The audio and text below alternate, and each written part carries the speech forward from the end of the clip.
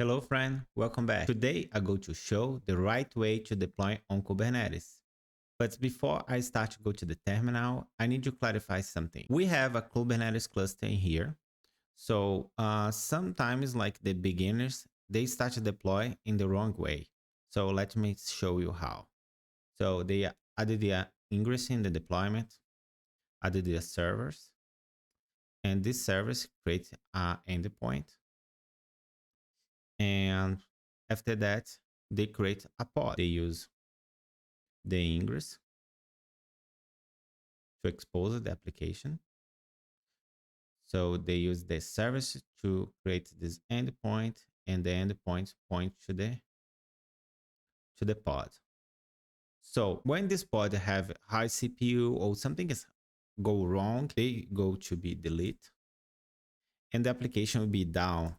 And they think there's something wrong with the Kubernetes, but the problem is the deployment. So let's do the right way. So let's take it out of this pod from here. You need to create a deployment. And this deployment create a replica set. And this replica set create the pod. So if this pod have any problem with the limits for CPU, memory, or start something, they delete the pod.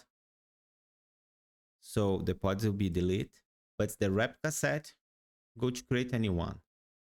Or when you scale this pod, the replica set create a new pod for you. Or they delete the pod if you scale down. So let's go to the code.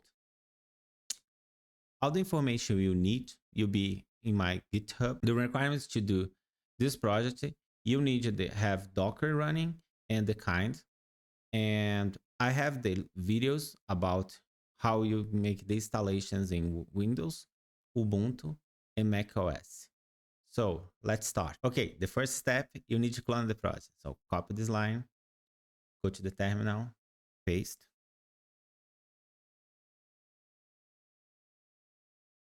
So they download the application. Let's go back to the Git.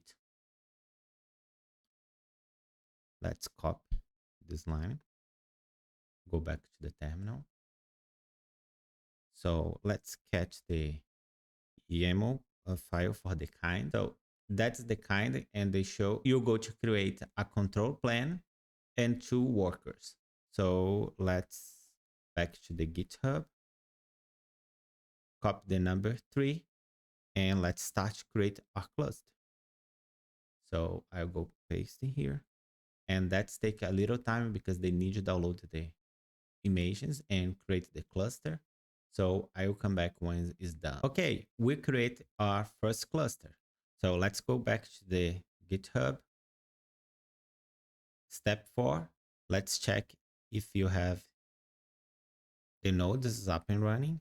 Let's go back, paste. So we have the control plane and the 2 workers. Let's go back to the GitHub. Let's copy this command and check if all the pods in the cluster is running. So all the pods is running and you don't have any problem. So let's go back to the Git. So let's try to use the wrong way. The first step is create the pod. Let's copy this line, go back to the terminal, paste. Let's go back to the GitHub, and number 2, let's check the pod. Okay, the pod is up and running. Let's go back to the GitHub again. Okay, let's take more information for this pod. So you can see the pod is running and all the verifications for this pod is true. So you have a pod running Kubernetes. So let's go back to the Git. So number 3, you go to expose this pod. So let's go back to the terminal, paste this command. Okay. Let's go back to the Git. Let's check if they create the service. So paste. Okay, you have the service in here now. I go to create another terminal in the left here, so you can check it better. So let's go back in here. So we'll go to port forge the service. Okay, the working fine. Step 5, you need to access the application. So I go to open a new tab, and you see you have the pod say deployment on Kubernetes the wrong way. So let's see why is the wrong way. Let's go back to the GitHub, and now you go to delete this pod.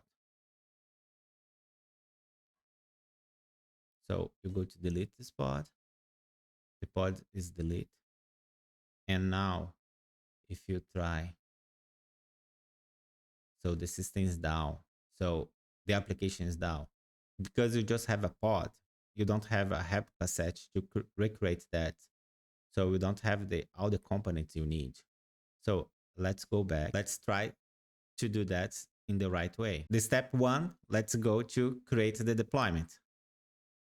So let's go back. And when you delete the pod forge stops. So let's the system stop. So let's create the deployment. Let's go back to the Git. Let's verify if the deployment creates this pod. So let's paste here. So we have 2 pods running now, because in the deployment we have 2 pods running. So let's check a little bit more about this pod. So when you have a deployment, the pod is controlled by the replica set.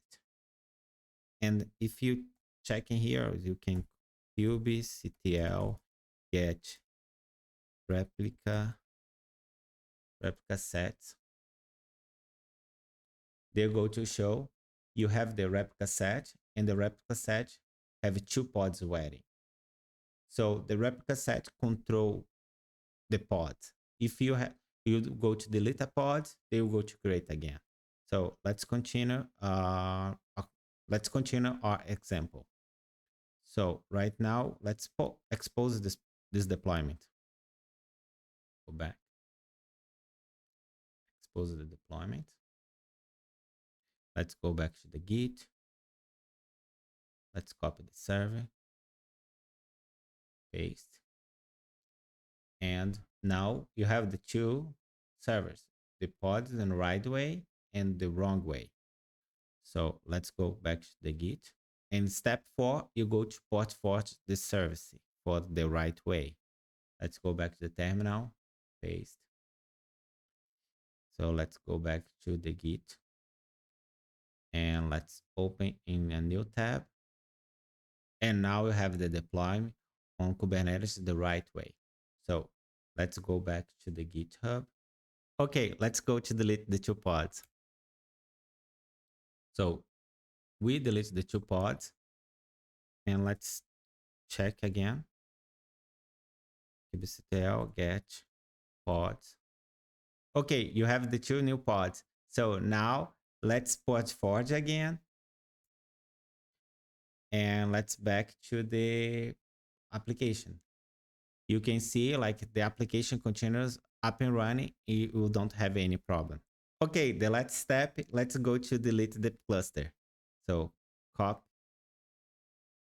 and paste, and you go to delete this pod. That is the right way to deploy on Kubernetes. If you enjoy and find something valuable in this video, please subscribe and like this video, and I see you in the next one.